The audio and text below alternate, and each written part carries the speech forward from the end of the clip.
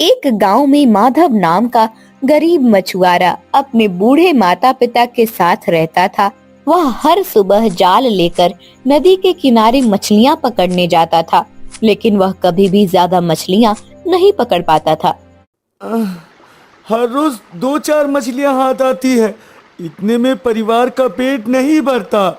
आज तो इतनी ज्यादा मछलियां पकड़ कर ले जाऊंगा कि सभी खुश हो जाएंगे। हाँ।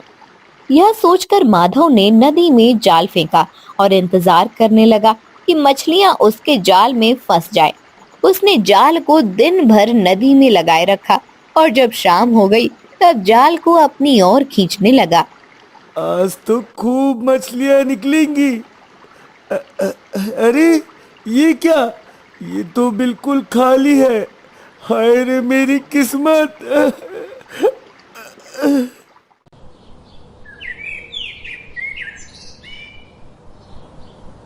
माधव खाली हाथ घर वापस आ जाता है। उसके दुखी मन को देखकर उसके माता पिता समझ जाते हैं कि आज भी माधव को कोई मछली नहीं मिली। अरे, मुझे पता था ये नालायक कुछ नहीं करेगा। आज फिर से खाली हाथ लौट आया है। आखिर हम बूढ़े माता पिता क्या करें? अरे, हमारा पुत्र बहुत मेहनती है, आप उसे ऐसे मत कहिए। कई बार किस्मत साथ नहीं देती, तब ऐसा हो जाता है। माधव पिता की बातों से दुखी हो जाता है। अगले दिन वह फिर से जाल लेकर निकलता है और मन ही मन सोचता है कि आज बिना कुछ लिए वापस नहीं जाएगा। हम्म, आज खाली हाथ वापस घर नहीं जाऊंगा। हे नदी, मेरी सहायता करना। इतना कहकर वह जाल लेकर नदी के बीचों बीच आ गया और उसे नदी में फेंक दिया। थोड़ी देर बाद माधव जाल अपनी ओर खींचने लगता है। अरे, ये क्या है? ये जाल क्यों नहीं निकलता? बहुत भारी लग रहा है। लगता है आज कोई बड़ी मछली फंस गई है। हाँ। बड़ी मेहनत से माधव जाल को अपनी ओर खींचता है। उसे जाल में एक चमचमाता हुआ बक्सा दिखाई देता है। अरे, ये क्या है? ये तो बड़ा ही सुंदर है।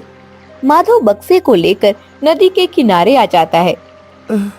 अरे भगवान, भला मैं इस बक्से का क्या करूंगा? मुझे तो मछली पकड़नी थी। लगता है आज फिर खाली हाथ घर जाना होगा। तभी नदी के किनारे से एक साधु गुजर रहे होते हैं। माधव को परेशान देखकर वह वहीं पर रुक जाते हैं। क्या हुआ बच्चे? तुम बहुत परेशान दिखाई पड़ते हो। साधु महाराज, मेरी सहायता कीजिए। मैं गरीब मछुआरा हूँ। नदी में मछली पकड़ने गया था, लेकिन ये देखिए मुझे क्या मिला है। अरे, ये कोई जादुई बक्सा है। इस नदी के अंदर एक अलग दुनिया है जहाँ परियां रहती है। जरूर ये बक्सा उनका होगा। हाँ। मुझे समझ नहीं आ रहा, भला इस जादुई बक्से से मुझे क्या लाभ? ये जादुई बक्सा परी की अमानत है।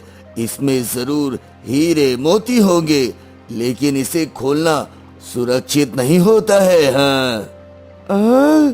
क्या हीरे मोती? हाँ, अगर तुम ईमानदारी से इस बक्से को रानी परी को लौटा दो तो वो तुम्हें ढेर सारा इनाम देगी। इससे तुम्हारी गरीबी दूर हो जाएगी। लेकिन रानी परी तक कैसे पहुंचना है? मुझे रास्ता नहीं पता है साधु बाबा। जाल लेकर इस नदी के बीचों बीच जाना और नदी से प्रार्थना करना, वो तुम्हें रानी परी तक ले जाएगी। हाँ।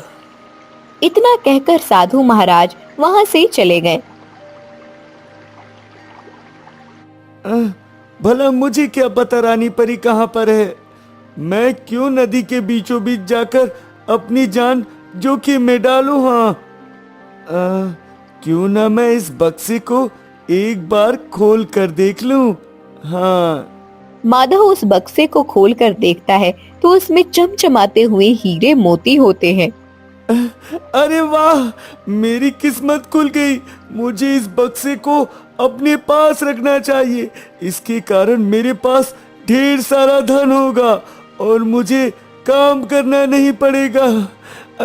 अरे वाह।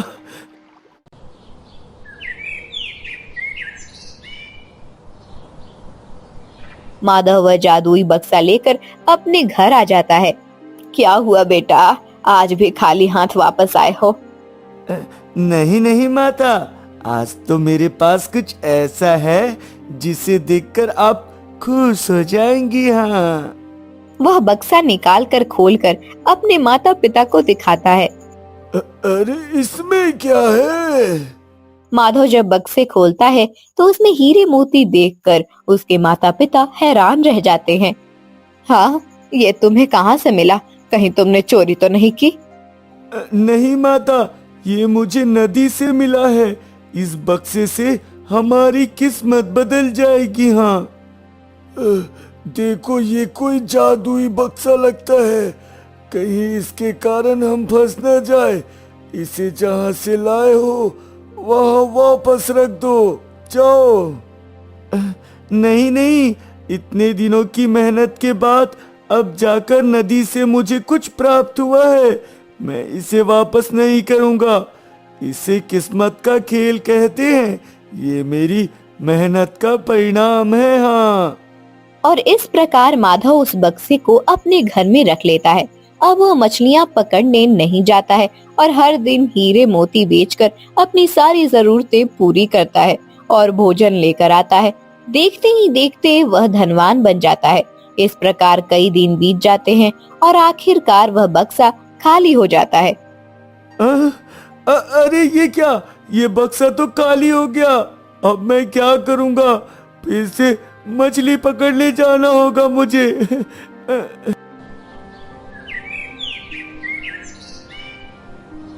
दुखी मन से माधव जाल लेकर नदी में मछली पकड़ने के लिए जाता है, लेकिन कोई मछली नहीं पकड़ पाता है।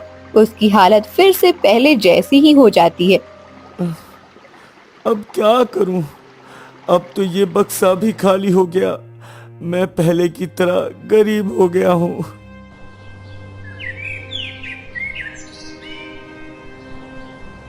तभी उसे साधु की बात याद आती है।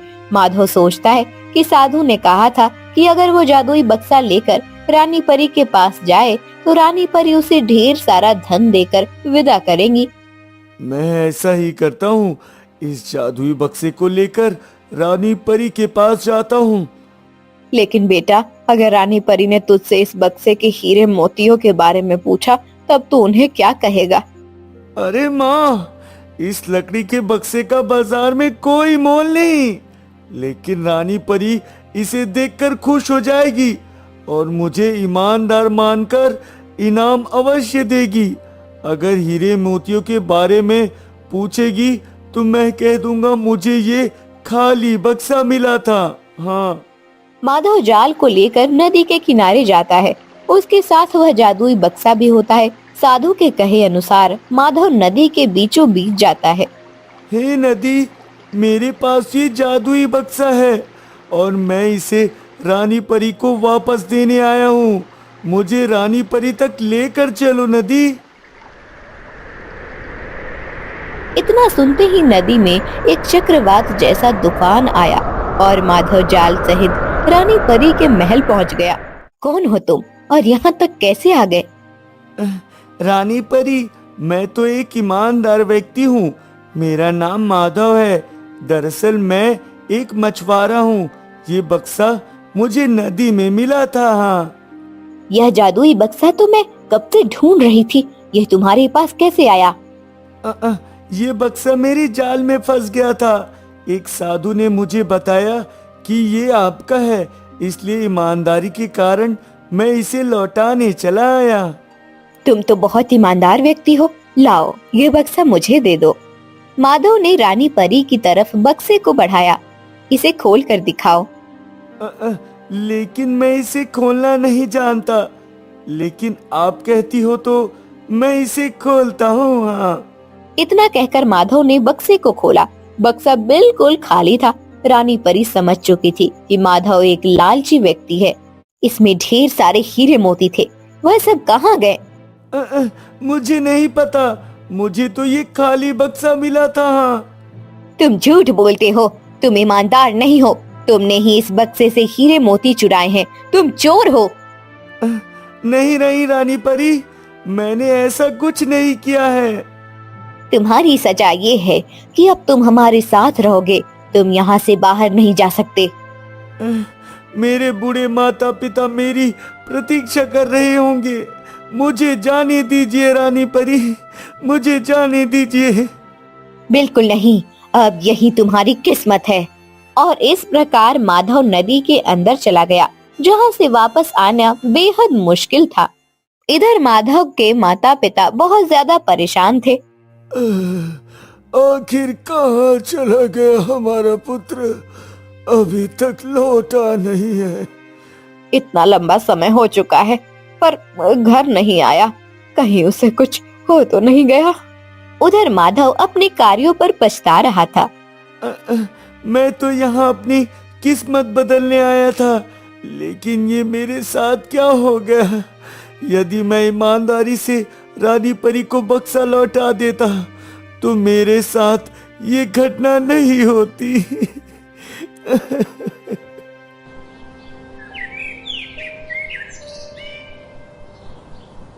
एक दिन रानी परी से मिलने उसकी सहेली परी मांडवी आती है।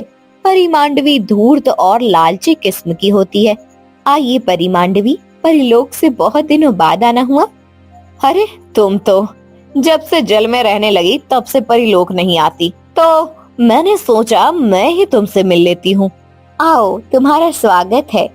तभी परी मांडवी माधव को देखती है। ये क्या, ये मनुष्य यहाँ पर क्या कर रहा है?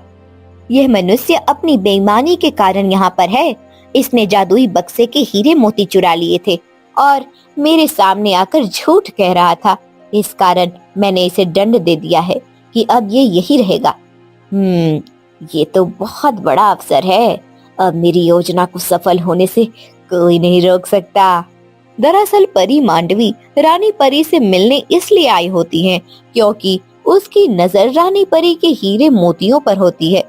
अब मैं आसानी से रानी परी के हीरे मोती गायब कर दूंगी और सारा दोष इस माधव पर लगा दूंगी।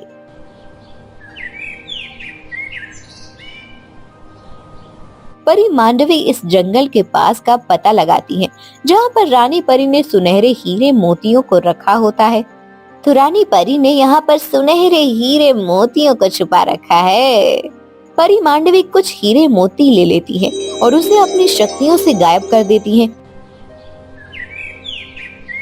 रानी परी कुछ दिनों बाद उस जगह पर आती है जहाँ पर हीरे मोती रखे होते हैं। यह हीरे मोती इतने कम क्यों लग रहे हैं? कहीं इसमें से कोई चोरी तो नहीं हुई? मुझे सबसे पूछना चाहिए। रानी परी सभी को बुलाती है। आज मैं बहुत दिनों के बाद उस स्थान पर गई थी जहाँ महल के हीरे मोती रखे हैं, लेकिन मुझे उसमें कुछ कमी दिखाई दे रही है। ऐसा कैसे हो सकता है रानी परी? यहाँ पर भला कौन चोर है जिसे इन हीरे मोतियों की जरूरत है? यदि किसी ने चोरी की है तो वह स्वयं ही बता दे, अन्यथा उसे कड़ा दंड दिया जाएगा। बुरा ना मानो तो एक बात कहूँ रानी परी, मैंने उस तरफ माधव को जाते हुए देखा। नहीं नहीं रानी परी, मैं तो पहले ही यहाँ पर फंसा हुआ हूँ। मैं भला चोरी करके क्या करूँगा? रानी परी, जरूर चोरी इसी ने ही की होगी और चुपके से हीरे मोतियों को अपने माता पिता तक पहुँचा दिया होगा। ये झूठ बोल रही है, मैंने ऐसा कुछ नहीं किया है। माधव, तुमने पहले भी लालच दिखाया था जिस कारण तुम यहाँ पर हो। तुमने फिर से वही गलती की। इसे दंड देना चाहिए रानी परी। एक काम करते हैं, इसे मछली बना देते हैं। तुम बिल्कुल ठीक कहती हो। रानी परी ने तुरंत माधव को मछली बना दिया। अब माधव मछली बनकर नदी में इधर उधर घूमने लगा। माधव के माता पिता बेहद परेशान थे कि आखिर उनका पुत्र कहाँ चला गया। एक दिन वह दोनों नदी के किनारे बैठकर अपने पुत्र के लिए रो रहे थे। तभी वहाँ पर एक साधु आए।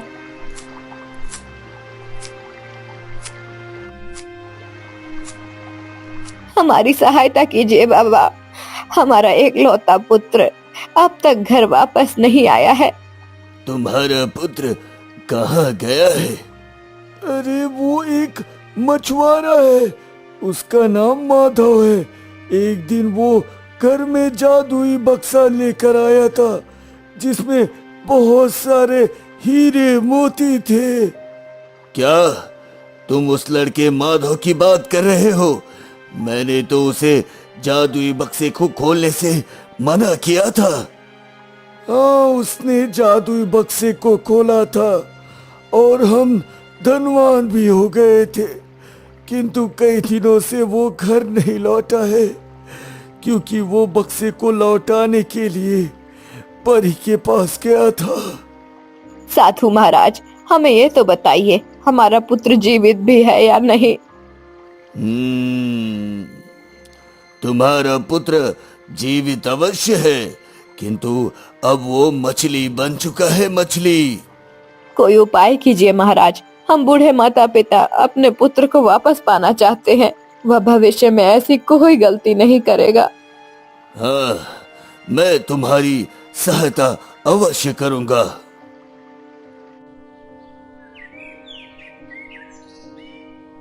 इधर परी मांडवी ने रानी परी का सारा धन चुरा लिया और वह जल लोक से भागने की तैयारी करने लगी।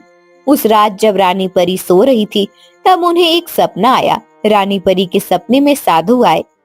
तुम जिस पर विश्वास करती हो वो तुम्हारा विश्वास तोड़कर जा रही है और जो निर्दोष है वो मछली बने घूम रहा है। यह किस प्रकार का स्वप्न था? क्या गुरु मुझे कोई संकेत देना चाहते थे? रानी परी तुरंत उस स्थान पर जाती है जहाँ पर हीरे मोती रखे होते हैं। यह क्या, सब कुछ खाली हो चुका है? रानी परी समझ जाती है कि ये काम मांडवी का ही हो सकता है। मेरी योजना सफल हो चुकी है, अब मुझे यहाँ से जल्द निकल जाना चाहिए। परी मांडवी, मुझे सच्चाई का पता चल चुका है। कौन सी सच्चाई रानी परी? मैं तो अपने लोक वापस जाना चाहती हूँ। तुम तो मेरी दोस्त थी, फिर तुमने मुझे धोखा क्यों दिया? सारे हीरे मोती लेकर और उस बेचारे मछुआरे पर दोष लगाकर तुम यहाँ से नहीं जा सकती। हाँ, ये सब कुछ परिलोक का है और तुम इसे लेकर जललोक में आ गई हो। मैं सब कुछ लेकर जा रही हूँ। तभी रानी परी ने अपनी शक्तियों का प्रयोग किया और परी मांडवी को बांध दिया। अब तुम यहाँ से कहीं नहीं जा सकती। हाँ, छोड़ो मुझे, छोड़ो। मुझे अपनी एक और गलती सुधारनी होगी। माधव को ठीक करना होगा। अपनी गलतियों का दंड उसे मिल चुका है। माधव। तभी मछली के रूप में माधव वहाँ पर आता है। रानी परी उसे ठीक कर देती है। धन्यवाद रानी परी, आपने मुझ पर उपकार किया। धन्यवाद रानी परी। परी मांडवी की बात मानकर मैंने तुम्हारे साथ गलत किया, मुझे क्षमा कर दो। मुझसे वादा करो कि अब से तुम सच्चाई का साथ दोगे और ईमानदारी से रहोगे। हाँ, मैं वादा करता हूँ रानी परी, मैं कभी बेईमानी नहीं करूँगा, कभी भी नहीं। इस प्रकार रानी परी ने माधव को ढेर सारा धन देकर विदा किया। माधव जल से बाहर आ रहा था। उसके माता पिता उसे देखकर बेहद खुश होते हैं।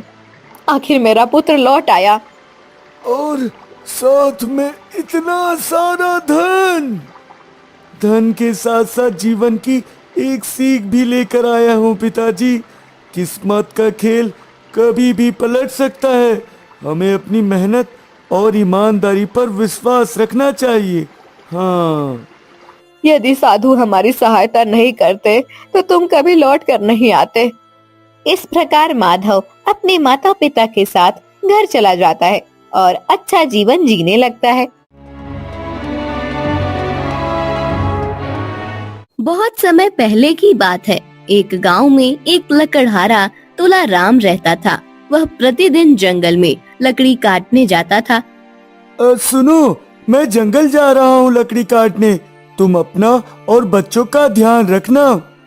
मैं तो अपना ध्यान रख लूंगी। जरा ज्यादा लकड़ी काटना ताकि हम कल के लिए भी कुछ बचा सके।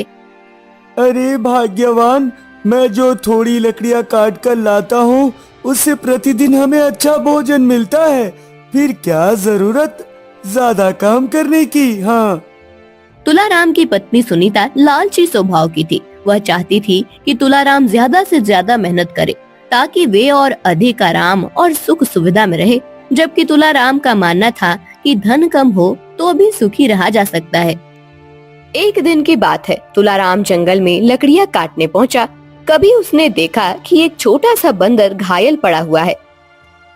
अरे, ये इतना प्यारा बंदर कैसे घायल हो गया? तुलाराम ने तुरंत उसे पानी पिलाया और उसके घाव पर मरहम लगाया। तुलाराम ने दिन भर उस बंदर की देखभाल की। देखना, अब तुम जल्दी ठीक हो जाओगे। चलो, शाम हो गई है, अब मैं अपने घर को जाता हूँ, तुम भी जाओ। नहीं नहीं, मुझे भी अपने साथ लेकर चलो।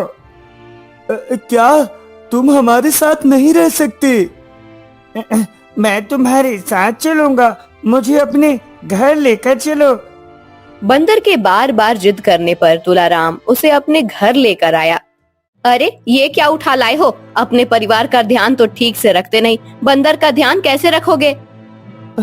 अरे नहीं नहीं सुनीता, ऐसा मत कहो। जैसा हम रहते हैं वैसा ये बंदर भी हमारे साथ रह लेगा।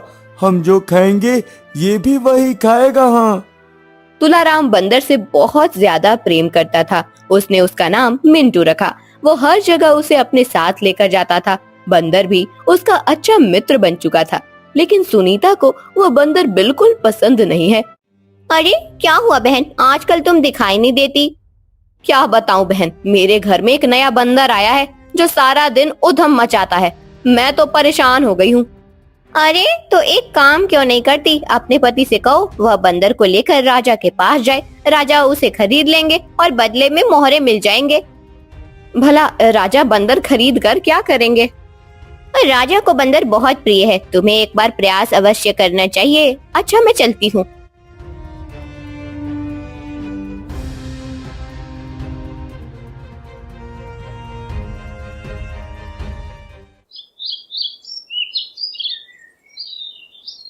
अगली सुबह सुनीता ने तुलाराम से कहा, सुनो जी, मैंने सुना है हमारे राजा को बंदर बहुत प्यारे लगते हैं। आप मिंटू को उन्हें क्यों नहीं दे देते? बदले में हमें कुछ मोहरे मिल जाएंगे। मिंटू मुझे बहुत ज्यादा प्यारा है, मैं उसे किसी को नहीं दूंगा। हाँ। तुलाराम ने सुनीता की बात मानने से इनकार कर दिया।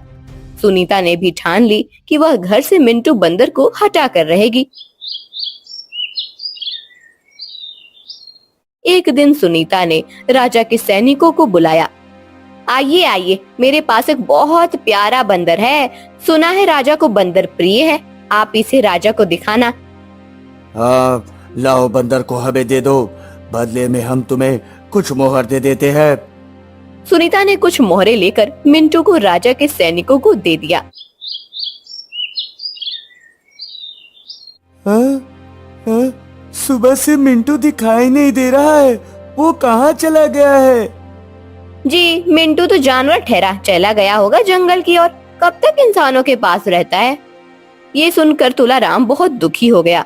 उधर तुलाराम से बिछड़ने के कारण मिंटू भी बेहद उदास था। राजा मिंटू को प्यार से पुचकारते, लेकिन मिंटू उन्हें कोई जवाब नहीं देता था। एक दिन की बात है, राजा की पुत्री वृंदा राजा के पास आई। अरे अरे देखो, ये बंदर कितना प्यारा है, लेकिन ये मेरी किसी बात का जवाब नहीं देता। तुम इसे अपने साथ लेकर जाओ, शायद ये तुम्हारे साथ खुश रहे। ठीक है पिताजी, आप कहती हैं तो मैं इसे अपने साथ ले जाती हूँ। वृंदा मिंटू बंदर को अपने साथ लेकर आई। वहाँ जाकर मिंटू राजकुमारी के साथ घुल मिल गया और खुशी से रहने लगा। एक दिन की बात है, राजकुमारी मिंटू को लेकर जंगल की ओर घूमने गई। ये देखो, कितनी सुंदर गुफा है। हाँ राजकुमारी जी, ये बहुत सुंदर है, लेकिन इसके अंदर घना अंधेरा होगा। हाँ। चलो हम अंदर चलकर देखते हैं कि क्या है। नहीं नहीं राजकुमारी, हम किसी मुसीबत में फंस जाएंगे, हमें अपने महल वापस चलना चाहिए। हाँ। अरे मिंटू, हमें किसी बात से डरना नहीं चाहिए। चलो चलकर देखते हैं अंदर क्या है। राजकुमारी वृंदा और मिंटू दोनों गुफा के अंदर गए।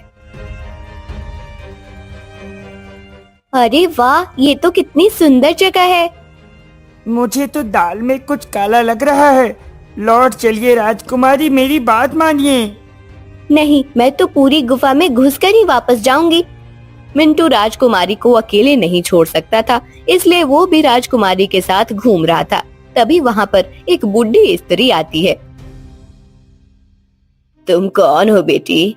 ऐसा लगता है कि तुम कोई राजकुमारी हो। मैं राजकुमारी हूँ और मेरा नाम वृंदा है। मैं तो बस यहाँ पर घूमने आई थी।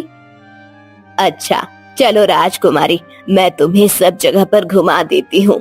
ये जगह बहुत सुंदर है। यहाँ पर बहुत सारी अनोखी चीजें हैं। हाँ हाँ, चलिए, मैं आपके साथ चलती हूँ। राजकुमारी, ऐसे किसी पर विश्वास मत कीजिए। हमें यहाँ से तुरंत चलना चाहिए। नहीं, मैं तो जा रही हूँ। तुम्हें अगर मेरे साथ नहीं घूमना है तो तुम वापस जा सकते हो मिंटू। मिंटू को बुढ़ी स्त्री पर संदेह हो रहा था, किंतु राजकुमारी उसकी बात मानने को तैयार नहीं थी, इसलिए वो वापस आ गया। महाराज महाराज, राजकुमार मेरी बात सुनने को तैयार ही नहीं है। अरे क्या हुआ मिट्टू, तुम इतने परेशान क्यों हो? जंगल में एक बहुत ही सुंदर दिखने वाली गुफा है। राजकुमारी इस गुफा में घूमना चाहती थी। मैंने उनसे कहा कि ये जगह ठीक नहीं है, लेकिन वो मेरी बात ही नहीं सुनती। हाँ, क्या राजकुमारी जादुई गुफा में चली गई है? है महाराज, उन्हें वापस लाने की कोशिश की, लेकिन वो नहीं आती है महाराज। तुम्हें पता है, जो स्त्री उस गुफा के अंदर जाती है वो कभी लौट कर नहीं आती, क्योंकि उस गुफा में रहने वाली चुड़ैल उसे वापस आने नहीं देती है। तो फिर जल्दी चलिए महाराज, हमें राजकुमारी को बचाना होगा महाराज। हाँ हाँ, चलो, हमें राजकुमारी को बचाना ही होगा। मिंटू राजा को लेकर उस गुफा के द्वार पर गया, लेकिन ये क्या, गुफा का द्वार बंद था। अब हम क्या करेंगे? राजकुमारी अंदर है, वो कैसे बाहर आएगी? चिंता मत कीजिए महाराज, मैं कोई उपाय सोचता हूँ। उधर बुढ़ी स्त्री की बातों में आकर राजकुमारी उसके साथ चल दी। पहले उसने राजकुमारी को अपने बातों में फंसाया। राजकुमारी, आपको पता है, यहाँ पर एक ऐसा फल है जिसे खा लेने से व्यक्ति कभी बीमार नहीं पड़ता। क्या सचमुच? कहाँ है वो फल? हाँ राजकुमारी, चलिए, मैं आपको वहाँ पर लेकर चलती हूँ जहाँ ये फल पाया जाता है। बुढ़ी स्त्री राजकुमारी को एक निर्जन स्थान पर लेकर गई। अरे, यहाँ तो कोई पेड़ नहीं है। वो फल कहाँ पर है? तभी हंसने की आवाज आती है। आओ राजकुमारी, आओ, मैं तुम्हें फल खिलाती हूँ। कौन हो तुम और मुझसे ऐसे क्यों बात कर रही हो? मैं हूँ इस सुंदर नगर की महारानी। हाँ, महारानी, और तुम? राजकुमारी को हंसता हुआ देखकर चुड़ैल को गुस्सा आ जाता है और वह राजकुमारी को धक्का दे देती है। मुझे छोड़ दो, मुझे जाने दो। तुझे अपनी सुंदरता पर बहुत घमंड है, तो मुझ पर हंसती है। मैं अभी तेरी सुंदरता छीन लेती हूँ। चुड़ैल ने ऐसा जादू किया कि वह सुंदर हो गई, जबकि राजकुमारी बिल्कुल बेकार और बूढ़ी दिखने लगी। ये तुमने क्या किया? तुमने मुझे क्या बना दिया? अब मैं सुंदर हो गई हूँ। अब मैं राजकुमारी बनकर तुम्हारे महल जाऊंगी। मुझे जाने दो, मुझे क्षमा कर दो। ठीक है, चली जाना। उससे पहले तुम्हें मेरा बहुत जरूरी काम करना होगा। कहो, तुम्हारा क्या काम है? पहले जाओ और अमृत फल लेकर आओ, जिसे खाकर मैं अमर हो जाऊंगी। ठीक है, लेकिन उसके बाद तुम मुझे यहाँ से जाने दोगी? हाँ, अगर तुम वह अमृत फल मेरे लिए लेकर आई तो मैं तुम्हें अवश्य जाने दूंगी। मुझे उस अमृत फल का रास्ता बताओ। ये मेरी सेविका तुम्हें उस अमृत फल तक लेकर जाएगी। राजकुमारी अमृत फल लेने के लिए बुढ़ी स्त्री के साथ निकल पड़ती है। मैं अब इससे आगे नहीं जा सकती राजकुमारी, आगे का सफर आपको खुद तय करना है। किंतु मैं इस नदी को कैसे पार करूंगी? आपको ये करना होगा राजकुमारी, मैं यहीं पर आपकी प्रतीक्षा करती हूँ। इस नदी को पार करने के बाद एक बगीचा आएगा, आपको वहाँ से अमृत फल लेकर आना है। राजकुमारी डरते डरते नदी में जाती हैं और आसानी से नदी पार कर लेती हैं। लेकिन ये क्या, बदसूरत राजकुमारी फिर से पहले की तरह सुंदर हो जाती हैं। ये तो सचमुच चमत्कारी नदी है। राजकुमारी नदी पार करती हैं और बगीचे में जाकर अमृत फल लेकर आती हैं। इधर मिंटू और राजा दोनों राजकुमारी को ढूंढते ढूंढते उस चुड़ैल के पास पहुंच जाते हैं। मेरी पुत्री वृंदा गुफा में कहीं खो गई है, क्या आपने उसे कहीं देखा है? तुम्हारी पुत्री राजकुमारी वृंदा, अच्छा तो वो तुम्हारी बेटी है? हाँ हाँ, क्या तुमने उसे कहीं पर देखा है? हाँ, मैंने उसे भेजा है, वह मेरा काम करने गई है। क्या तुमने उसे कहाँ पर भेज दिया है? जल्दी बताओ मुझे। वह अमृत फल लाने गई है, जिसे खाकर मैं अमर हो जाऊंगी। महाराज, मैंने राजकुमारी को बार बार मना किया था और उन्हें कहा था यहाँ से बाहर चलिए, लेकिन उन्होंने मेरी एक भी बात नहीं सुनी। महाराज देखो, हमारी पुत्री बहुत बड़ी मुसीबत में है, हमें उसे बचाना होगा। मैं तुझे जीवित नहीं छोड़ूंगा। तूने मेरी पुत्री को कहाँ भेजा है, बता मुझे।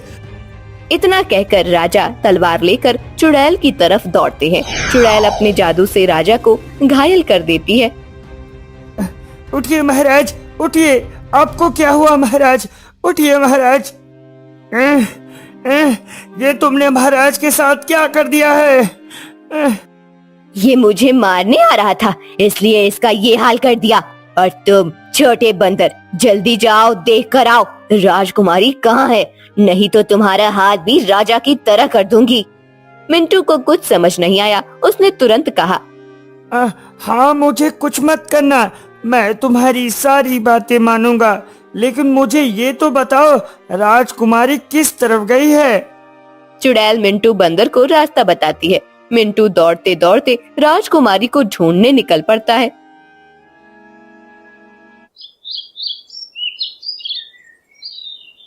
मुझे लगता है वो चुड़ैल तुम्हारा फायदा उठाती है। नहीं, ऐसा कुछ नहीं है, वह मेरी महारानी है। अच्छा, तुम हमेशा सेविका बने रहना चाहती हो? मेरी महारानी अमर हो जाएंगी, तभी मेरा काम पूरा होगा। चुपचाप चलते रहो राजकुमारी। राजकुमारी की बातें सुनकर बुढ़ी स्त्री के मन में लालच आ चुका था। क्यों ना मैं इस अमृत फल को खा लूं, मैं अमर हो जाऊंगी तो इस दुनिया पर राज करूंगी। ऐसा करो राजकुमारी, वह अमृत फल मुझे दे दो, मैं इसे अपने पास रख लेती हूँ। ठीक है, ये लो, रख लो। बुढ़ी स्त्री ने राजकुमारी से वो फल ले लिया और उसे तुरंत खाने लगी। अरे, ये क्या कर रही हो? ये तो तुम्हारी महारानी के लिए है, पहले मुझे अमर होना है। बुढ़ी स्त्री जैसे ही वो फल खाती है, वो बेहोश होने लगती है। ये मुझे क्या हो रहा है? अरे, तुमने ये क्या किया? ये जहरीला फल तुम्हारे और तुम्हारी महारानी के लिए, अमृत फल तो मैं तुम्हें खाने नहीं दूंगी। इस प्रकार वह बुढ़ी स्त्री जहरीला फल खाकर वहीं पर गिर गई। मुझे जल्दी से उस चुड़ैल के पास जाना होगा, ताकि मैं उसे जहरीला फल खिलाकर उसकी जादुई शक्तियों को खत्म कर सकूं। तभी राजकुमारी की भेंट मिंटू बंदर से होती है। राजकुमारी, राजकुमारी, जल्दी चलिए। क्या हुआ मिंटू? तुम तो वापस चले गए थे, तुम यहाँ कैसे? राजकुमारी, चुड़ैल ने राजा को घायल कर दिया है, जल्दी चलिए राजकुमारी। पिताजी को क्या हुआ? वो यहाँ कैसे आए? आप मेरे साथ चलिए। मिंटू राजकुमारी को राजा के पास लेकर जाता है। अमृत फल लेकर आई हो तुम, कहाँ है वो फल? जल्दी से मुझे दो। मैं तुम्हें वो फल दे दूंगी, लेकिन पहले मेरे पिता को ठीक कर दो। मेरे जादू से कोई नहीं बच सकता, तुम्हारे पिता अब कभी ठीक नहीं होंगे। ये क्या हो गया? मेरे कारण मेरे पिता इतनी बड़ी मुसीबत में फंस गए। मुझे जल्दी से वो अमृत फल दो। राजकुमारी ने फल चुड़ैल को दिया। चुड़ैल ने जैसे ही वो फल खाया, उसकी सारी शक्तियाँ समाप्त हो गई। अरे, मुझे बचाओ, मुझे बचाओ, ये मेरे साथ क्या हो रहा है? जहाँ पर अमृत फल मिलता है वहाँ पर ये जहरीला फल भी मिलता है। अब तो तेरा खात्मा होगा चुड़ैल। ये आपने कैसे किया राजकुमारी? आप तो अमृत फल लेने गई थी ना। जिस प्रकार सच के साथ झूठ होता है उसी प्रकार अमृत के साथ साथ विष भी होता है। मैं जब उस बगीचे में पहुंची तो मैंने देखा ऐसे फल वहाँ पर थे जिन्हें खाकर पक्षियों की मृत्यु हो जाती थी। इस चुड़ैल को खत्म करने के लिए मुझे ये उपाय सूझा। वाह राजकुमारी, आप तो बहुत होशियार है, लेकिन अब हमें राजा को ठीक करने का उपाय ढूंढना होगा। राजकुमारी राजा को लेकर महल आती है। राजकुमारी, क्या आपके पास अमृत फल है? राजा को अमृत फल खिलाकर देखिए, शायद वो ठीक हो जाए। राजकुमारी राजा को फल खिलाने की कोशिश करती है लेकिन राजा ठीक नहीं होते हैं। राजकुमारी नगर के कुछ विद्वानों को बुलाती है। मेरे पास अमृत फल है लेकिन मेरे पिता पर इसका असर नहीं हो रहा है। अब आप ही लोग कोई उपाय बताइए जिससे मेरे पिता महाराज को स्वस्थ किया जा सके। राजकुमारी जी, महाराज पर चुड़ैल ने बहुत बड़ा जादू किया है, ये इतनी आसानी से खत्म नहीं होगा। इसका कोई तो उपाय होगा। एक उपाय है, राजा को वही ठीक कर सकता है जिसके पास कुछ भी नहीं है लेकिन फिर भी वो अपने आप को तकदीर वाला समझता है। ठीक है। राजकुमारी उदास बैठी होती है, तभी मिंटू बंदर उनके पास आता है। क्या हुआ राजकुमारी, तुम इतनी उदास क्यों बैठी हो? विद्वानों ने कहा है कि पिताजी को वही स्वस्थ कर सकता है जिसके पास कुछ भी नहीं है लेकिन फिर भी वह स्वयं को तकदीर वाला समझता है। भला हम ऐसे व्यक्ति को कैसे ढूंढेंगे? बस इतनी सी बात। मैं एक ऐसे व्यक्ति को जानता हूँ जो गरीब है लेकिन फिर भी स्वयं को तकदीर वाला समझता है। तुम उसे हमारी महल लेकर आओ। अगर उसने महाराज को स्वस्थ कर दिया तो मैं उसे बहुत सारी सोने की मोहरें दूंगी। मिंटू तुलाराम के घर जाता है। अरे मिंटू, तुम कहाँ चले गए थे? मैं तुम्हें ढूंढ रहा था मिंटू। दोस्त, तुम मेरे साथ चलो, राजा को हमारी जरूरत है। क्या? लेकिन तुम मुझे ये बताओ, तुम राजा के पास कैसे पहुंच गए? दरअसल तुम्हारी पत्नी ने मुझे राजा के सैनिकों को भेज दिया था, बदले में उसे मोहरें मिली थी। हाँ, तुम रुको, मैं अभी इस लालची स्त्री को सही करता हूँ। सुनीता, ओ सुनीता! तुम अपनी पत्नी को कुछ मत कहना, तुम पहले मेरे साथ चलो, राजा को हमारी आवश्यकता है।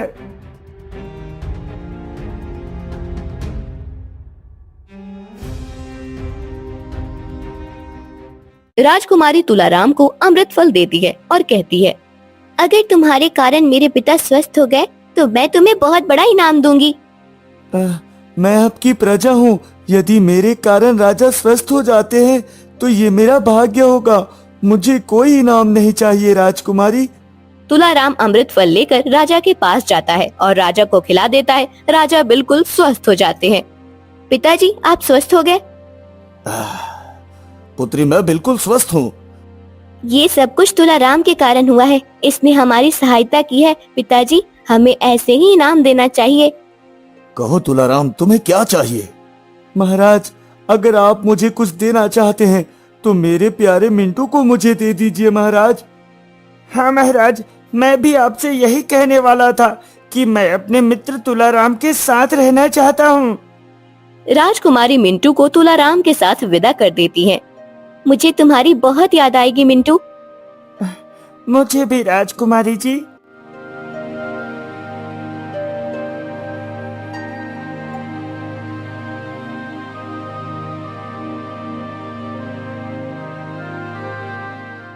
तुलाराम मिंटू को लेकर घर पहुंचता है। अरे, ये बंदर फिर से आ गया। जिसे तुमने राजा के सैनिकों को दे दिया, उसे मैं राजा से मांग कर लाया हूँ। राजा तो मुझे बहुत सारा इनाम देने वाले थे, लेकिन मैंने अपने प्यारे मिंटू को वापस मांग लिया। कितने मूर्ख हो तुम! राजा से हीरे जवाहरात मांगते, महल मांगते, तुम्हारी तकदीर बदल जाती। नहीं नहीं, मेरा प्यारा मित्र मेरे साथ है और मुझे कुछ नहीं चाहिए।